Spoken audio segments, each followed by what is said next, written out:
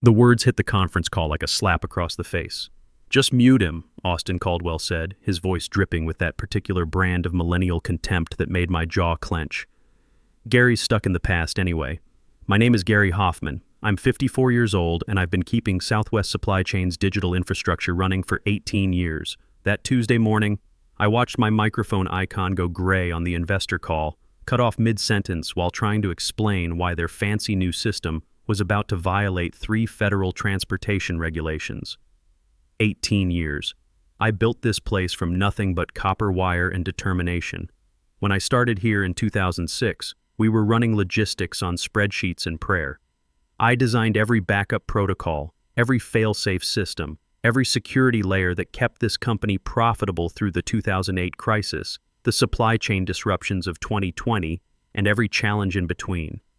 Half the engineers in this building learned their craft sitting next to my desk, watching me troubleshoot problems that would have shut down operations for weeks. And now, Howard Caldwell's 29-year-old son wanted to mute me because I dared question his vision. Austin rolled in 6 months ago when Howard announced retirement. Howard understood logistics wasn't about pretty dashboards but moving freight from point A to point B without losing money or breaking federal law. His son arrived with a Stanford MBA, designer sneakers, and the unshakable belief that 18 years of infrastructure was just technical debt holding back his transformation. I knew we were in trouble when Austin hired Derek Walsh, some consultant who wore black turtlenecks and used synergy in every sentence. Together, they unveiled a presentation about reimagining supply chain architecture that looked like it was designed by a marketing firm that had never seen the inside of a warehouse. Every slide had gradients and buzzwords, not a single technical specification. Look, I wouldn't normally pause here, but if you're enjoying this story, hit that like button. It costs you nothing and helps me keep telling these stories about what happens when experience meets arrogance. The red flags started small. My weekly operations review got moved from Tuesday to Friday, then Friday to we'll circle back on scheduling. The Slack channel where my team tracked critical alerts got archived without warning. Carlos Rivera, one of my best network engineers and a guy I'd personally trained from junior tech to senior systems analyst, suddenly found himself dual-aligned to Austin's transformation pod. When I asked what dual-aligned meant, Jessica Torres, Austin's 26-year-old strategy catalyst, explained it meant Carlos would be leveraging his legacy knowledge while embracing forward momentum methodologies. Translation: they were gutting my team one person at a time. I raised concerns and got labeled change-resistant. When HR suggested I might benefit from emotional agility training, I knew which way the wind was blowing. They weren't just reorganizing, they were clearing the deck of anyone who might question their approach. So I adapted, started keeping my own records. Every system handoff, every compliance check, every vendor authorization that got bypassed in the name of innovation. After 18 years of building rock-solid infrastructure, I wasn't about to watch it crumble because some kid with an MBA thought legacy systems were embarrassing. I logged everything, not in their shiny new cloud platform that Austin had moved us to without proper redundancy testing, but in secure archives I maintained through my own consulting company. Clear Hill Systems, a small LLC I'd set up years ago for contract testing and kept alive as a backup plan. And I started drafting a document, quietly, legally, buried in a routine infrastructure service agreement like an insurance policy you hope you never need. It was a simple clause stating that if critical operational systems got reassigned without proper technical review from the designated infrastructure officer, full administrative access would revert to an external trust. That external trust? Clear Hill Systems, which meant me. The clause was elegant in its simplicity. If they wanted to bypass my technical authority, they'd lose access to the systems that authority protected. Nobody read it because nobody reads contracts when they're busy disrupting everything. Legal approved it because it looked like standard liability protection. Austin's team ignored it because they were focused on their flashy presentations. By spring, Austin had his squad running the place like a Silicon Valley startup. The company blog featured pictures of standing desks and kombucha on tap. Internal communications looked like tech conference slides. Meanwhile, my remaining team was patching back-end failures with digital duct tape, keeping 18 years of battle-tested infrastructure from collapsing under Austin's improvements. The irony wasn't lost on me. Every system they called obsolete was actually holding up their entire transformation. The routing algorithms I'd written handled peak traffic loads Flomax couldn't touch. The security protocols I'd implemented after 9/11 were the only thing preventing their cloud-first architecture from becoming a compliance nightmare. I stayed quiet, stayed useful, stayed invisible, answered questions when asked, fixed problems when they escalated beyond their capabilities, watched 18 years of mentoring and relationship building get dismissed as legacy thinking by people who'd been out of college for less time than I'd been protecting their paychecks. But I was documenting everything, every bypass, every shortcut, every decision made without proper review, building a case not for revenge, but for the inevitable moment when competence would be needed again. That moment came faster than I expected. Until that Tuesday when Austin decided to publicly humiliate me in front of our biggest investors. The new system launch was supposed to be Austin's coronation moment. He called it FlowMax, a unified dashboard that promised to replace 5 different systems with one magic interface. The presentation deck had more animations than a Disney movie and twice as many buzzwords. One platform to rule them all, Austin kept saying, apparently unaware that reference ended with fire and destruction. Problem was, none of those 5 systems actually worked together the way he claimed. Our warehouse management system ran on protocols I'd designed specifically for DOT compliance. The vendor API handled 47 different shipping partners with individualized authentication keys. The inventory tracking system processed real-time updates from 12 distribution centers across 3 time zones. FlowMax was basically a pretty wrapper trying to make sense of architecture it didn't understand. I wasn't invited to the planning meetings. My calendar got cleared without explanation. When I asked Jessica Torres, Austin's strategy catalyst, if there'd been a mistake, she gave me a patronizing smile and said I didn't need to worry about the forward-facing elements. "Gary," she said, leaning back in her ergonomic chair like she was explaining colors to a toddler, "this is about user experience and stakeholder engagement. You've done amazing work building the foundation, but now we need to focus on the customer journey. Customer journey. As if freight logistics was about feelings instead of getting 40,000 pounds of auto parts from Detroit to Phoenix on schedule. The tools we'd built weren't Instagram pretty, but they worked. No lag, no crashes, no 30-second load times between menu clicks. They were fast, stable, and built specifically for our infrastructure. More importantly, they were bulletproof. In 18 years, we'd never missed a DOT compliance deadline, never lost a shipment due to system failure, never had a security breach that compromised customer data. FlowMax, by contrast, was basically a fancy skin wrapped around a back end that couldn't handle real-world logistics. The demo looked great in Austin's presentations, but demos don't process 50,000 tracking requests per hour or interface with TSA cargo screening databases. 2 weeks into the rollout, things started breaking. Shipping delays doubled because FlowMax couldn't parse the priority codes our legacy systems used for rush deliveries. Customer service logged complaints about tracking numbers that led to error pages because the new system generated URLs in a format our web servers didn't recognize. Austin's response was to call more alignment sessions and hire another consultant to explain why mindset was the problem, not software. Every meeting featured another slide deck about embracing change and thinking outside the box. Meanwhile, Carlos and my remaining team members worked 16-hour days patching the gaps between what FlowMax promised and what it actually delivered. The breaking point came during that quarterly investor call. Austin was halfway through his presentation about fully modernized operational pipelines when he put up a slide claiming we'd eliminated all legacy dependencies and achieved full compliance automation. That was a flat-out lie. Our warehouse routing still ran on the core systems I'd built, because FlowMax couldn't handle the complex conditional logic required for hazmat classification. The DOT compliance module was still pulling data from my original database architecture because Austin's team had never bothered to understand how federal transportation regulations actually worked. We were one audit away from losing our federal transportation certification, and Austin was telling investors we'd achieved full automation. I unmuted myself. After 18 years of keeping this company compliant, profitable, and operational, I wasn't going to sit silent while someone lied to our investors about our technical capabilities. "That's not accurate," I said, keeping my voice level.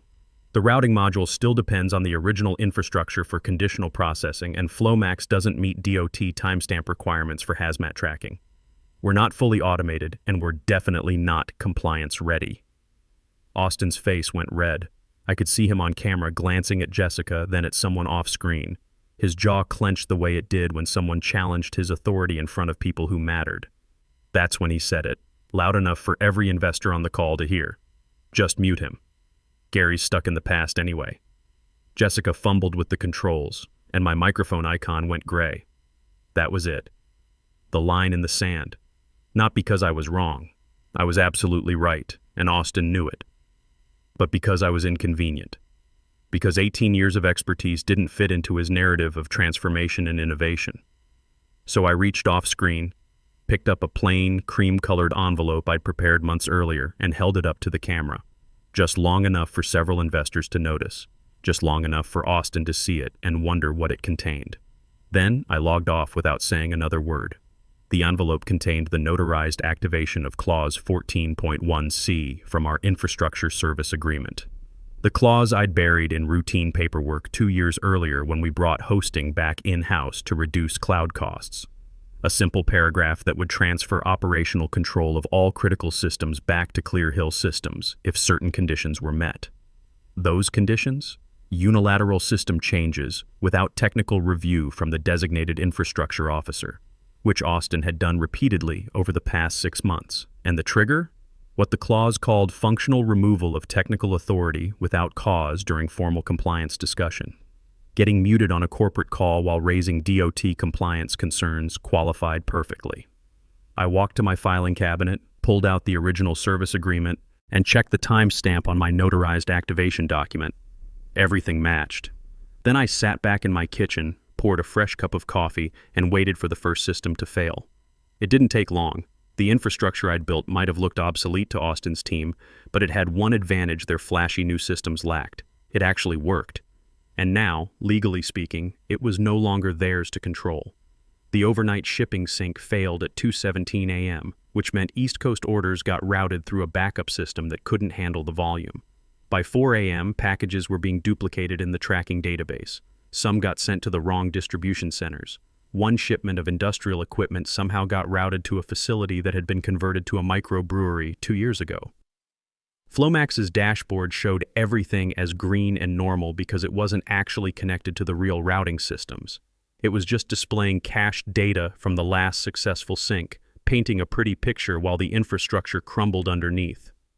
By 6 a.m., the help desk was drowning in tickets. Customer service started fielding calls about tracking numbers that led to 404 errors. The automated refund system kicked in, issuing credits for orders it thought were delayed, which triggered a cascade of inventory discrepancies that Flomax couldn't reconcile. Someone tried to reboot the whole system, but that's when they discovered the real problem. Flomax wasn't just broken, it was locked out. The server logs showed it was trying to pull data from tables it no longer had permission to access. Every API call was returning authentication failures. Every database query was hitting authorization walls. The weekend update had overwritten a critical dependency my team built 3 years ago, dismissing it as unused legacy code. Except it wasn't unused. It was the secure bridge between our internal systems and external vendor APIs. Remove it, and the whole ecosystem falls apart like a house of cards.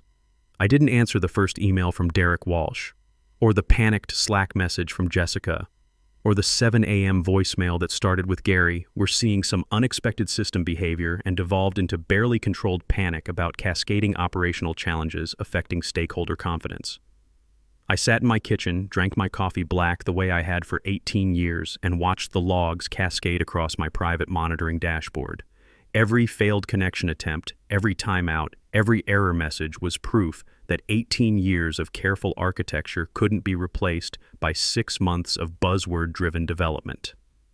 The beauty of good infrastructure is that it protects itself. The security protocols I'd built weren't just about preventing unauthorized access. They were designed to isolate critical systems when someone tried to break them. Austin's team hadn't just made Flomax. They'd made it badly, and now my systems were quarantining the infection. By 9 a.m., operations was in full meltdown. Order processing had stopped entirely because Flomax couldn't verify customer shipping addresses against the database it no longer had access to. The warehouse management system was printing duplicate pick lists because it was trying to sync with routing data that didn't exist. Two major vendors had already called to complain about API timeouts affecting their delivery scheduling. Carlos texted me directly, bypassing Austin's communication protocols. Gary, the whole back end is locked up. Flomax can't authenticate with any of the core modules. Legal is asking questions about system ownership and access rights. What the hell did you do? I didn't reply immediately. Carlos was a good engineer and a better person, but he'd been reassigned to Austin's transformation pod. He needed to learn that actions have consequences, even when you're just following orders. Around 10 a.m., someone in Austin's team tried to roll back the weekend updates. That's when they discovered they didn't have rollback permissions. Those permissions lived in a secure administrative partition that, as of Tuesday night when I activated Clause 14.1c, no longer recognized Austin's team as authorized users. The legal team found the clause around noon. I could imagine Pat Wells' face when she hit that paragraph buried in a routine infrastructure service agreement from 2022. A simple clause that transferred administrative control of critical operational systems to an external trust, Clear Hill Systems, if certain procedural conditions were met. Those conditions had been met repeatedly over the past 6 months. Every system change pushed without my technical review. Every access modification made without proper documentation. Every security protocol bypassed in the name of agile development. All logged, all time-stamped, all perfectly documented in my private archives. But the real death blow was the activation mechanism. The clause wasn't triggered by intent or malice. It was triggered by event, specifically the functional removal of technical authority during formal compliance discussion. Austin muting me on an investor call while I was raising DOT violations wasn't just bad leadership. It was the exact breach of protocol the clause was designed to address. The activation was automatic, legally binding, and retroactive to the moment my microphone went silent. By afternoon, the damage reports were rolling in. 3 major shipping partners had suspended service due to API failures. The Department of Transportation had sent a preliminary compliance inquiry after receiving automated alerts about missed reporting deadlines. Customer service was fielding hundreds of calls about delayed or missing shipments. Austin called an emergency all-hands meeting to address what he termed temporary integration challenges with our digital transformation initiative. The meeting lasted 12 minutes before someone asked why the person who built the original systems wasn't helping with recovery. Gary's not being collaborative, Austin said, his voice tight with frustration. He's chosen to be obstructive rather than supportive of our modernization efforts. Jessica added, "We're confident our engineering team can resolve these transitional issues without relying on outdated approaches. But confidence doesn't fix broken APIs or restore database connections." By 5 p.m., the company was losing $85,000 per day in failed deliveries, penalty fees, and emergency vendor charges. 2 board members had called for explanations. One major client had threatened to suspend their contract pending resolution of shipping delays. That's when Pat Wells called me directly. "Gary," she said, her voice professional but strained, "the board would appreciate an opportunity to discuss our current operational challenges. We understand there may be some contractual complexities that require your input." I let the silence stretch for a moment.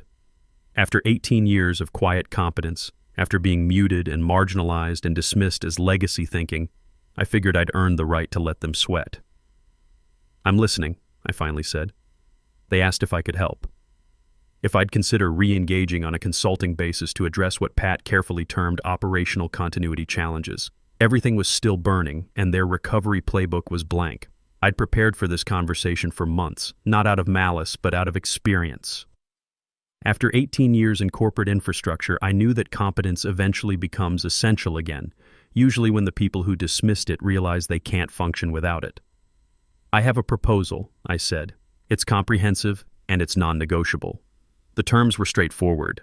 Immediate reinstatement of my team under independent contract through Clear Hill Systems, with full technical authority over all infrastructure decisions. Retroactive indemnity for any compliance issues or system failures dating back to Austin's transformation initiative.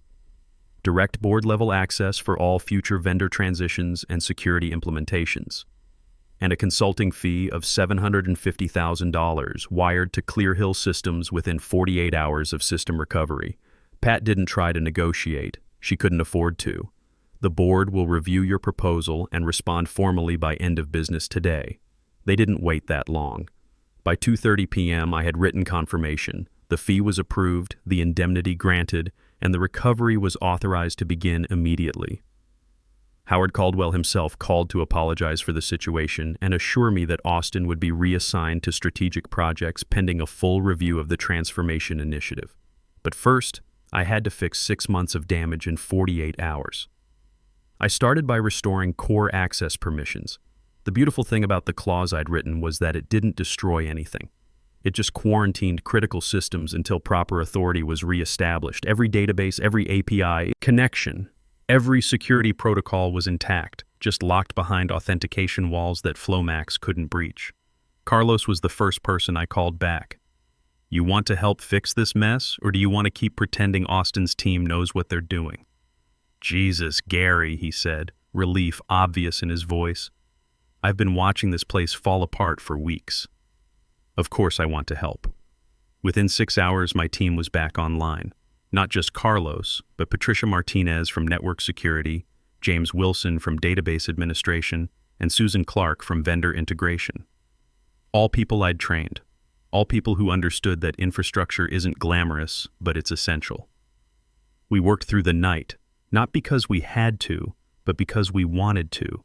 This was our system, our architecture, our 18 years of careful engineering. Watching it get broken by people who didn't understand it was like watching vandals spray paint a cathedral. By morning, the shipping sync was running clean. Order processing was back online. Customer tracking was functional. The DOT compliance module was generating reports that actually matched federal requirements instead of Austin's interpretation of what those requirements should be. Flomax was still broken, but that wasn't my problem anymore. My job was to restore operational stability, not to fix Austin's vanity project. The real satisfaction came in the details. Every system we brought back online was better than before, more secure, more efficient. We implemented updates I'd been planning for months but couldn't execute because Austin's team was too busy disrupting everything to let me improve anything. Then came the cherry on top. A formal offer to become Executive Vice President of Infrastructure and Strategic Operations, complete with equity, a corner office, and authority over all technical decisions. I read the email twice, then typed one line. Appreciate the offer. Declining. Pat called within the hour. Gary, I don't understand. This is everything you've been working toward. Full recognition, complete authority, substantial compensation increase. Pat, I said, my role was never about having the biggest title or the loudest voice in meetings. It was about keeping the lights on and the freight moving, about understanding that flashy isn't the same as functional, and disruption without understanding is just destruction with better marketing. The truth was simpler than that. I didn't want to be an executive. I wanted to be essential. Executives get blamed when things go wrong. Essential people get called when things need to be fixed. Austin got quietly reassigned to business development and strategic partnerships, which everyone understood meant he was being eased out. Jessica Torres left for another startup that promised her a Chief Innovation Officer title. Derek Walsh moved on to his next consulting gig, probably to disrupt some other company's perfectly functional operations. Howard came out of retirement, temporarily to stabilize leadership while the board searched for Austin's replacement. The first thing he did was establish new policies requiring technical review and sign-off for all infrastructure changes. The second thing was to make my consulting agreement permanent. I kept my independence, my team, and my dignity. More importantly, I kept control over the systems I'd spent 18 years building and protecting. On my wall now, where a generic landscape photo used to hang, sits a simple frame containing that cream-colored envelope, opened, flattened, with the timestamp clearly visible. A reminder that preparation isn't paranoia when you work with people who mistake confidence for competence. Underneath it, in black ink, I wrote the final lesson I'd learned. Next time, don't mute the person who built what you're standing on, because at the end of the day, you can disrupt all you want. You can rebrand and reimagine and revolutionize. But gravity always wins, and infrastructure doesn't care about your MBA or your vision board or your transformation initiative. It just works, or it doesn't. And when it doesn't, you better hope the person who built it is still willing to fix it. Thanks for watching, and remember to subscribe if you want to hear more stories about what happens when experience meets entitlement. Your old boss is probably sweating just thinking about it. Sometimes the best revenge isn't getting even. It's proving you were right all along.